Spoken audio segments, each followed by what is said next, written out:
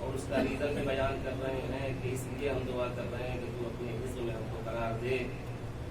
اس کا ریزن یہ ہے کہ تیرا ہی ایک حزب ہے جو کامیاب ہونے والا ہے.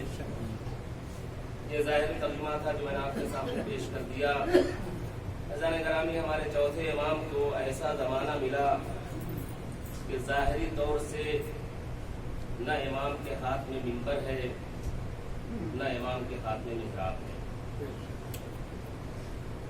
ظاہری اعتبار سے نہ امام منبر پہ جا سکتے ہیں نہ امام مسجد کے محراب تک آ سکتے ہیں. لیکن عزیزان گرامی، امام کے اوپر امت کی ہدایت کی بھی ذمہ داری ہے اور امت کی ہدایت کی ذمہ داری یا محراب سے یا منبر سے جو ہے ادا کیا جاتا ہے، لیکن حقیقت میں سچا امام وہی ہوتا ہے جو نہ منبر کا محتاج ہو نہ حقیقی امام وہی ہوتا ہے، سچا امام وہی ہوتا ہے کہ جو نہ منبر کا محتاج ہو نہ محراب کا محتاج ہو، جہاں کھڑے ہو کے تکبیر کہہ دے وہی محراب ہے، اور جہاں سجدہ کر لے وہی وہ مسجد جو ہے وہ جگہ مسجد ہے۔ تو سچے امام کی پہچان یہی ہے۔ لہذا امام نے ایک طریقہ اپنایا کہ ہر منبر کے اوپر تم پابندی لگا سکتے ہو، لگا دیا، محراب کے اوپر تم نے پابندی لگایا، لگا دیا، لیکن دعاؤں کے اوپر تو تم پابندی نہیں لگا سکتے۔ لہذا امام نے دعاؤں کے ذریعے سے ایک اسلوب اختیار کیا اور دعاؤں کے ذریعے سے باقاعدہ امت پیغمبر کی ہدایت کا انتظام بھی کیا اور ہدایت کرتے رہے۔ ایک صلوات پڑھتے ہیں اللہم صلی علی محمد وآل محمد۔ اسی امام کے دعاؤں کے مجموعے کا نام صحیفہ سجادیہ ہے، اسی امام کے دعاؤں کے مجموعے کا نام زبور آل محمد ہے۔ صحیفہ سجادیہ کو دوسرا نام جو دیا گیا ہے زبور آل محمد دیا گیا ہے۔ ہم ولو اس دعا کے صحیفے کی قدر کریں نہ کریں، لیکن زان گرامی اگرچہ اس کا مطالعہ ہم سب فرمائیں تو آپ کو اندازہ ہوگا کہ یہ دعا فقط دعا نہیں ہے، بلکہ معرفت الہی کا جو ہے وہ ایک ذخیرہ ہے جو دعاؤں کی شکل میں امام نے پیش کیا۔ معرفت نبوت و رسالت کا ایک ذخیرہ ہے جو امام نے دعاؤں کی شکل میں پیش کیا۔ معرفت امامت کا ایک ذخیرہ ہے، معرفت فضائل محمد و آل محمد کا ایک ذخیرہ ہے جو دعاؤں کی شکل میں امام نے پیش کیا۔ اور زان گرامی ہم قدر کریں نہ کریں، ہم نے تاریخ میں دیکھا ہے جامع ازہر یونیورسٹی جو مصر کی یونیورسٹی ہے، اس کا وائس چانسلر جس کا نام آغا طنطاوی ہے۔ زان گرامی تھوڑا سا تمہیداً ہم اس کو ملاحظہ فرما لیں کہ امام کے خدمات کیا ہیں، کیسے دور تھے، امام نے کس طریقے سے خدمت کیا۔ ہمارے اوپر لاکھ پابندیاں لگا دی جائیں، ہم اگرچہ امام کے کردار کے، امام کی سیرت کے، امام کے دور کو دیکھتے رہیں گے تو ہمارے تمام مشکلات حل ہوتے رہیں گے اور ہم اپنے کام کو بھی انجام دیتے رہیں گے۔ آغا طنطاوی کے پاس جو بڑھاپے کی منزل میں پہنچ گئے تھے، آغا طنطاوی کے پاس آغا شہاب الدین مرشی النجفی جو آیت اللہ گزرے ہیں، انہوں نے ان کی خدمت میں دعاؤں کا ایک نسخہ بھیجا، اور ساری دعائیں نہیں بھیجی بلکہ ابتدائی دعائیں، 2 دعاؤں کا نسخہ گفٹ کیا، اور جب وہ 2 دعائیں ان تک پہنچی ہیں انہوں نے مطالعہ کرنا شروع کیا ہے۔ جب مطالعہ کر چکے تو ایک مرتبہ آغا طنطاوی کہتے ہیں کہ اے کاش کہ یہ کتاب ہم کو جوانی میں ملی ہوتی، اے کاش کہ یہ کتاب ہم کو جوانی میں ملی ہوتی تو میں اس کی ایسی شرح کرتا کہ لوگ دعاؤں میں گم ہو جاتے۔ یہ صلوات پڑھتے ہیں ایسی شرح کرتا کہ لوگ دعاؤں میں فقط گم ہو جاتے۔ لیکن افسوس یہ ہے کہ ہم کو بڑھاپے میں یہ دعاؤں کا نسخہ ملا ہے۔ عزیزان گرامی ایک غیر ہے جو پڑھ کے اتنا متاثر ہوا کہ وہ یہ کہہ کے چلا گیا کہ اگرچہ اس کی شرح ہو جاتی جو میں چاہتا تھا تو لوگ دعاؤں میں گم ہو جاتے۔ بہرحال یہ امام کی زندگی کا ایک مختصر سا لمحہ تھا جو میں نے آپ کے سامنے پیش کیا۔ آئیے جو میں نے امام کا جملہ پیش کیا ہے کہ امام دعا کرتے ہیں کہ اللہم اجعلنی، پروردگار ہم کو اپنے حزب میں قرار دے، فَإِنَّا حِزْبَكَ هُمُ الْمُفْلِحُونَ، اس لیے کہ تیرا ہی حزب وہ ہے جو کامیاب ہونے والا۔ حزب مانے گروہ، حزب مانے گروہ۔ عزیزان گرامی امام نے بالکل انسانی نیچر کو محسوس کرتے ہوئے یہ فقرہ استعمال کیا۔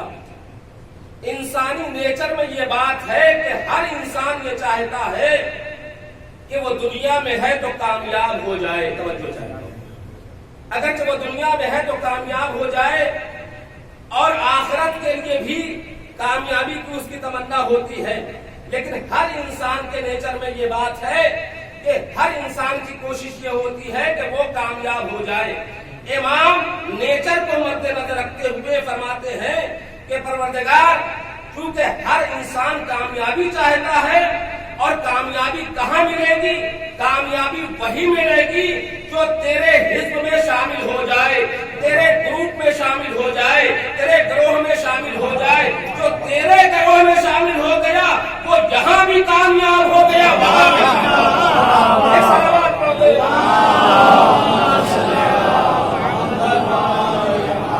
اس کا مطلب کہ اور یہیں پر قرآن مجید اب اٹھا کے دیکھیے, قرآن مجید نے دو حزبوں کا تذکرہ کیا ہے. ایک حزب اللہ کا تذکرہ کیا ہے. سورہ مجادلہ کی آخری آیت اٹھا کے پڑھ لیجیے گا, 22ویں اور 21ویں آیت. حزب اللہ کا بھی تعارف کرایا ہے حزب الشیطان کا. یعنی قرآن کی روح سے اگر دیکھا جائے تو کائنات میں دو ہی گروہ ہے, دو ہی حزب ہے. ایک گروہ کا نام حزب اللہ ہے, ایک گروہ کا نام حزب الشیطان ہے. جو حزب اللہ میں داخل ہو جائے وہ کامیاب, جو حزب الشیطان میں داخل ہو جائے وہ خسارے میں ہے. تو ظاہر سی بات ہے کہ جب کامیابی کا پتہ اللہ نے بتا دیا اور امام نے بھی دعاؤں کے ذریعے سے بتا دیا کہ حزب اللہ ہی کامیاب ہے. اولئک هم المفلحون, یہ حزب اللہ ہی والے ہیں جو کامیاب ہوں گے. یعنی دنیا میں بھی کامیاب ہوں گے, آخرت میں بھی کامیاب ہوں گے. اور دوسرا گروہ حزب الشیطان جس کے لیے قرآن نے کہا اولئک هم الخاسرون, یہ حزب الشیطان ہی ہے جو ہمیشہ ناکام ہونے والا ہے. جہاں بھی ناکام وہاں بھی ناکام. تو ہم سب کو کامیاب ہونا ہے تو ہم کو حزب اللہ میں داخل ہونا پڑے گا. جب حزب اللہ میں داخل ہونا پڑے گا تبھی ہم کو کامیابی ملے گی. تو اب حزب اللہ کے صفات کیا ہیں, کیسے پہچانے کہ یہ حزب اللہ والے ہیں, یہ حزب الشیطان والے ہیں؟ تو قرآن نے اسی سورہ مجادلہ کی آیت میں حزب اللہ والوں کی 5 علامتیں, 5 صفات بیان کی ہیں. 3 نہیں, 4 نہیں, اللہ اللہ 5 ہو. اللہ سے اتنی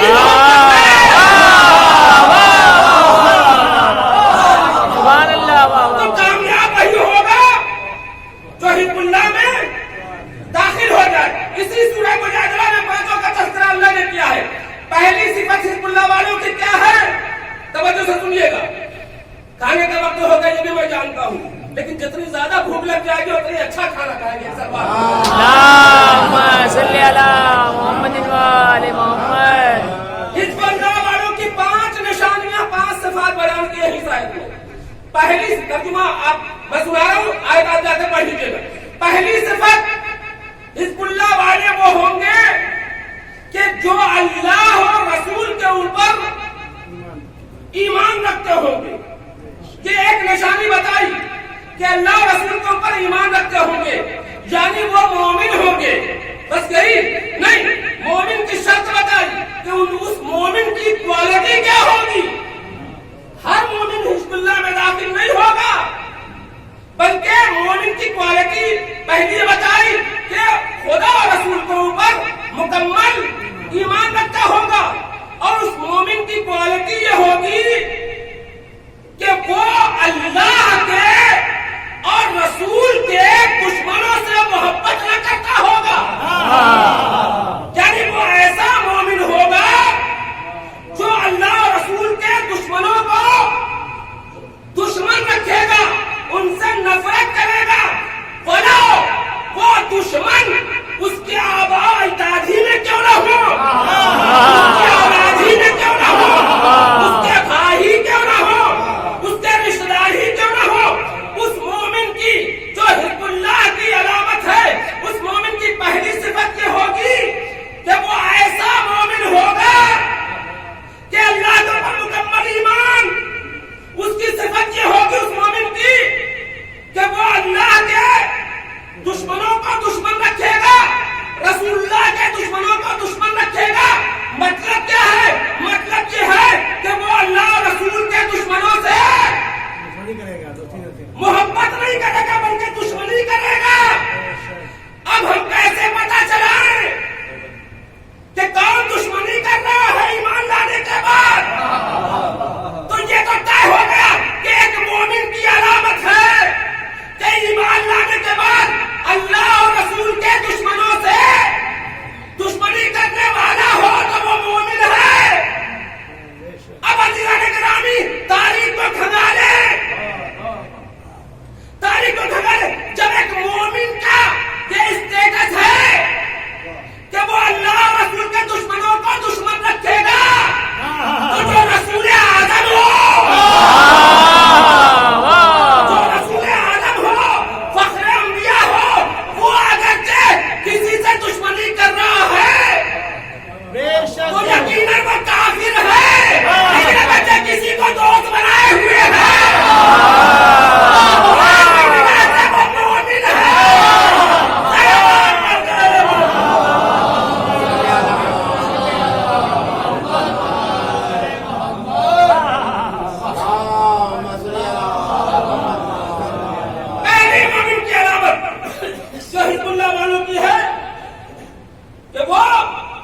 اللہ کو میں پورا یقین رکھتا ہوگا اور اس سے دشمنی رکھتا ہوگا جو اللہ اور رسول کو دشمن رکھتے ہیں۔ اب اگر رسول ابو طالب سے محبت کر رہے ہیں تو یہ اس بات کی علامت ہے قرآن کی روح سے کہ ابو طالب کافر نہیں ہے، اس لیے کہ مومن کبھی کافر سے دوستی نہیں کرے گا، کبھی محبت نہیں کرے گا۔ اچھا، اب علامت کیا ہے، کیسے پہچانے کہ یہ مومن ہے، یہ کافر جس سے محبت کر رہا ہے؟ تو پہلی چیز یہ دیکھی جاتی ہے کہ وہ کس کے ساتھ زیادہ رہ رہا ہے۔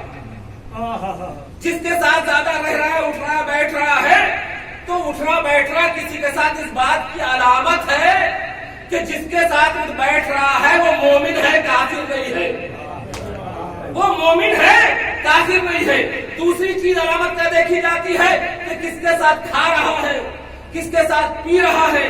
اگرچہ جس کے ساتھ زیادہ کھا رہا ہے، پی رہا ہے، تو اس بات کی علامت ہے کہ جس کے ساتھ کھا رہا ہے، پی رہا ہے، وہ مومن ہے۔ اس لیے کہ کافر کے ساتھ کبھی مومن نہیں کھائے گا، پیے گا۔ اچھا، یہ تو بات ہو گئی دنیا کی، دنیا میں ہم دیکھیں، لیکن یہ کیسا پتہ چلے کہ مرنے کے بعد وہ کافر ہے کہ مومن ہے؟ توجہ چاہتا ہوں، مرنے کے بعد وہ کافر ہے کہ مومن ہے مرنے والا؟ تو اگر جو مرنے والا مر گیا، اس کے اوپر کوئی مومن رو رہا ہے، دلیل ہے کہ مرنے والا مومن تھا، یعنی جس کے اوپر رویا جا رہا ہے وہ بھی مومن تھا، رونے والا بھی مومن ہے، تبھی مومن کے اوپر رو رہا ہے۔ مومن کبھی کافر کے اوپر گریہ نہیں کرے گا، مومن کبھی کافر کے اوپر گریہ نہیں کرے گا۔ اب یہاں ایک جملہ کہہ دوں، آج دنیا یہ کہتی ہے تم حسین پر کیوں روتے ہو؟ بات کی دلیل ہے کہ وہ مومن، ہم بھی مومن ہیں، وہ کہتے ہم زندہ جاوید کا ماتم نہیں کرتے ہیں، تو ہم بھی یہی کہیں گے قاتل کبھی مقتول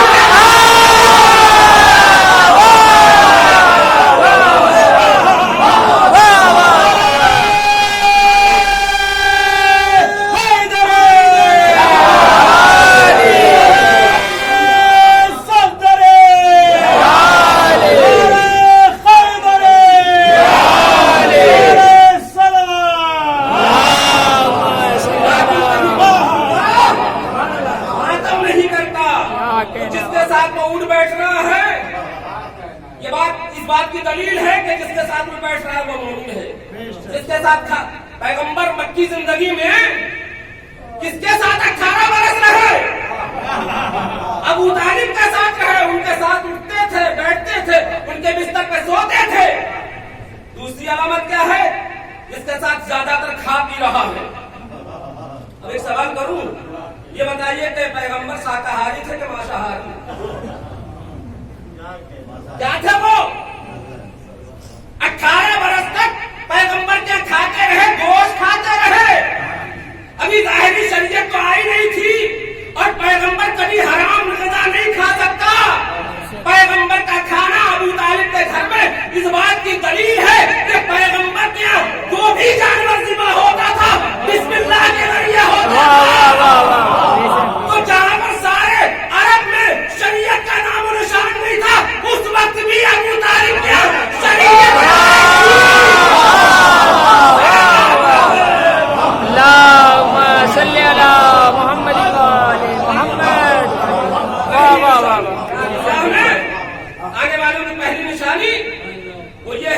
मुकम्मल अल्लाह के ऊपर ईमान रखता हो और अल्लाह और रसूल के दुश्मनों से नफरत करता हो, उनसे दोस्ती न रखे। तीसरी अलामत क्या है? आगे आयत पढ़िएगा। तीसरी अलामत है कि अल्लाह ने कहा कि हमने हिजबुल्लाह वालों के दिल पर ईमान को लिख दिया। कौन कह रहा है? खुदा कह रहा है। अरे खुदा जिसको दिलों पर लिख दे, क्या कोई उसको मिटा सकता है? अल्लाह कह रहा है कि हमने तीसरी अलामत की हिजबुल्लाह वालों की कि अल्लाह ने उनके दिलों पर ईमान को लिख दिया। क्या मतलब इसका लिख दिया है? मतलब ये है कि फिर उनके दिल में, हिजबुल्लाह वालों के दिल में न कभी तौहीद के बारे में शक पैदा होता है, न रिसालत के बारे में शक पैदा होता है, न इमामत के बारे में शक पैदा होता है। निकलने का मतलब ये है।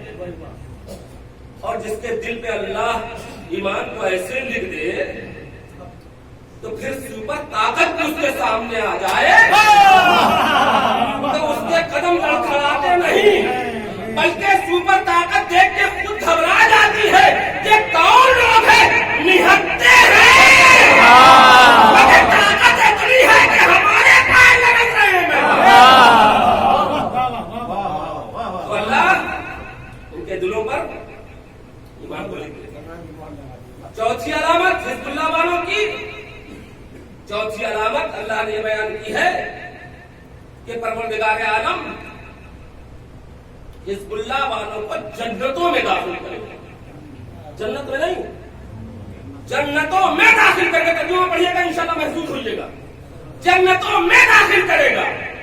आज मुसलमान 2 रकात नमाज पढ़ के दुआ करता, परवरदिगार मुझे जन्नत दे दे, और अल्लाह ये कह रहा है कि हम उनको, हिजबुल्लाह वालों को जन्नतों में दाखिल करेंगे। मतलब ये है कि तुम अपनी जिम्मेदारी पूरी करके आओ, फिर यहाँ जन्नत ही नहीं, जन्नत की जजली नेमतें हैं, तुम्हारी कदम बोसी के लिए तैयार है। और 5वीं अलामत हिजबुल्लाह वालों की, रज़ियल्लाहु अन्हुम व रज़ू अन्हु,